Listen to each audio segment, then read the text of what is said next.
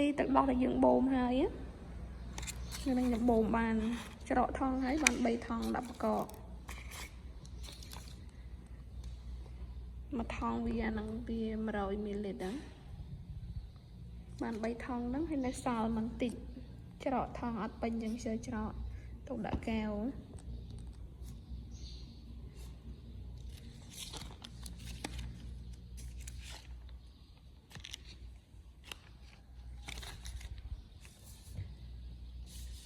សម្រាប់ទឹកដោះដែលយើងយកទៅបកកយើងត្រូវច្បាច់បញ្ចេញខ្យល់វាអស់កុំឲ្យមាននៅខ្យល់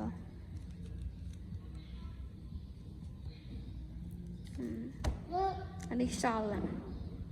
ទូនឹងខ្យល់អញ្ចឹងយើងត្រូវហើមមាត់ថងវាច្បាច់វាបញ្ចេញខ្យល់ហ្នឹងអស់កុំឲ្យវានៅមានខ្យល់ហ្នឹង